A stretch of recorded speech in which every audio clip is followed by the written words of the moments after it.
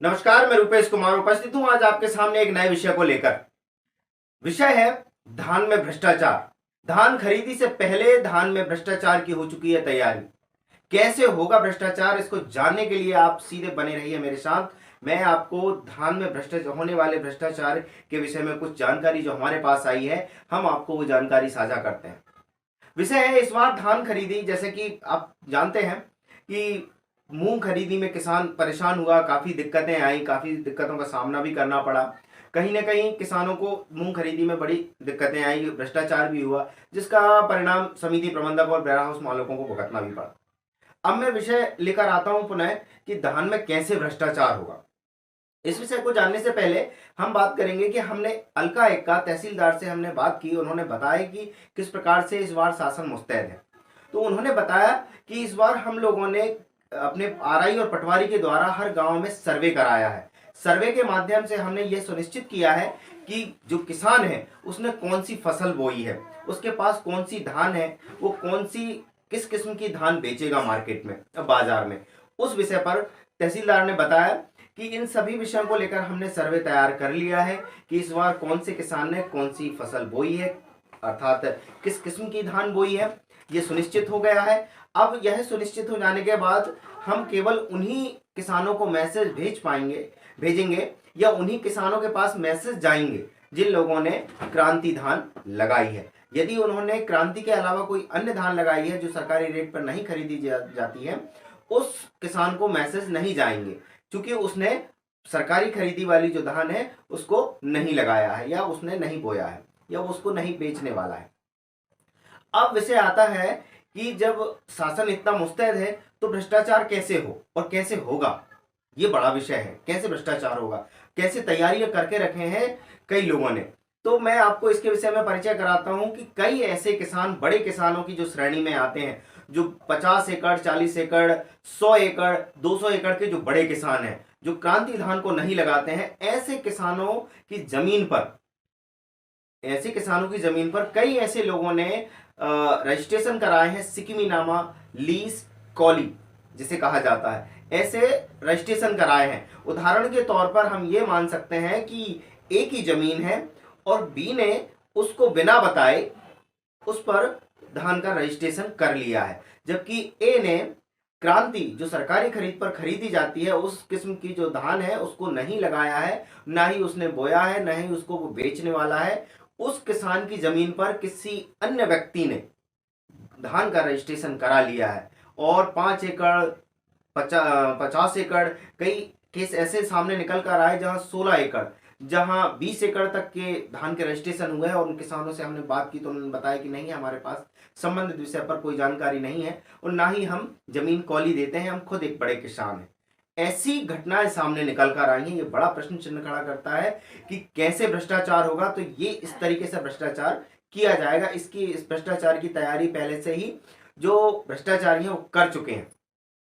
कई ऐसे अगर बात करी जाए व्यापारी, तो व्यापारियों ने अपने कर्मचारियों के नाम से सिक्किमी नामा कॉली नामा के नाम से रजिस्ट्रेशन कराए हैं। ऐसे कई जानकारी हमारे सामने आई है। परंतु उस परिस्थिति में जब जो किसान है वो उस व्यक्ति से मिलता है कि भाई तुमने मेरे नाम से रजिस्ट्रेशन क्यों कराया, इस परिस्थिति में वो भ्रष्टाचारी उनसे माफी मांगता है कि सर गलती हो गई, मुझे ध्यान नहीं था और मैंने ये समस्या का जो है जो कर लिया था या गलती से हो गया, मैं आपसे माफी मांगता हूं, और समस्या को वहीं समाप्त कर दिया जाता है।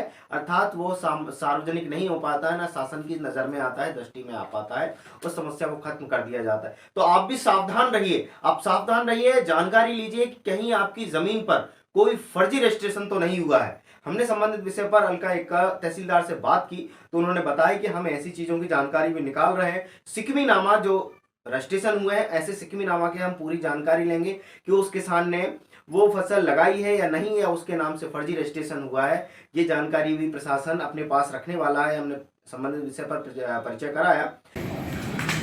मैंने इस बार धान उपार्जन के लिए कितने रजिस्ट्रेशन किए गए हैं और सिक्किमी पे कितने किए गए हैं? नहीं, ये बताना तो आज चूँकि रैंडमली आपने एक क्वेश्चन कर लिया है, मेरे पास नहीं है, लेकिन जितने भी आए थे उनका मौके से सत्यापन कराकर मेरी आईडी से उनको किया गया है। तो संख्यात्मक रूप से भी आज बता पाना मेरे लिए मुश्किल है। मेरे पास वो जानकारी है नहीं। मैडम, जो मूंग उपार्जन में जो गड़बड़ियां आई थी उसे देखते हुए धान में ऐसी गड़बड़ियां ना हो, इसके लिए आपके द्वारा क्या तैयारियां की गई हैं? देखिए, बेसिकली तैयारी तो रजिस्ट्रेशन के बाद उसका वेरिफिकेशन जो मेरी आईडी से होना था उसी पे ही कार्रवाई करनी थी हमें। तो चूँकि पटवारी जब गिरदावरी करते हैं तो केवल धान है, उसमें किस्म नहीं लिखी रहती कि वो कौन सी किस्म इसके द्वारा बोई गई है। जब रजिस्ट्रेशन के बाद में हमको ग्रामवार वो पता चला कि कौन कौन से किसानों के द्वारा व्यक्तिगत या सिकमी के द्वारा रजिस्ट्रेशन कराया गया है, तो पटवारी ने मौके पे जाके फसलों को देख के रिपोर्ट दी है। तो काफ़ी सारे पिंजन ऐसे पाए गए हैं कि उनके द्वारा मोटे किस्म की जो क्रांति धान है वो नहीं बोई गई थी, तो वो सब असत्यापित हो गए। मतलब इनके जो रजिस्ट्रेशन असत्यापित है उन पर क्या कार्रवाई की जाएगी? नहीं, दरअसल हमारे यहाँ से तो हमें बस इतना ही करना था कि हम उसे यदि उनके द्वारा क्रांति नहीं बोई गई है तो असत्यापित कर दें। तो इसका मतलब सीधा है कि वो उपार्जन के अंतर्गत नहीं बेच पाएंगे अपनी फसल। अब विषय बनता है आपका कि आप कितने जिम्मेदार हैं। आपको ये जानकारी लेनी होगी कि आपके नाम से कहीं फर्जी रजिस्ट्रेशन तो नहीं हुआ है, ये बड़ा विषय है। तो सावधान रहिए, भ्रष्टाचारी तैयार है भ्रष्टाचार करने के लिए, आपको नुकसान पहुंचाने के लिए। यह आपकी जिम्मेदारी है कि आप भी स्वयं बचें। संबंधित विषय पर हम आपसे आगे मिलेंगे कि क्या होगा इसका अंतिम परिणाम और क्या निकल के आएगा और क्या शासन इस भ्रष्टाचार को रोक पाएगा और क्या परिणाम निकल के आएंगे और क्या किसानों को संपूर्ण रूप से लाभ मिल पाएगा। इन सारे प्रश्नों के जवाबों के लिए हम मिलते हैं आपको अगले अंक में और बताएंगे कि क्या इसका परिणाम निकल कर आया। नमस्कार, फिर मिलते हैं। अपने शहर, अपने प्रदेश की ताज़ा खबरों के लिए लाइक करें, शेयर करें, सब्सक्राइब करें और हाँ, बेल आइकन दबाना ना भूलें, क्योंकि खबर हमारी, फैसला जनतंत्र का।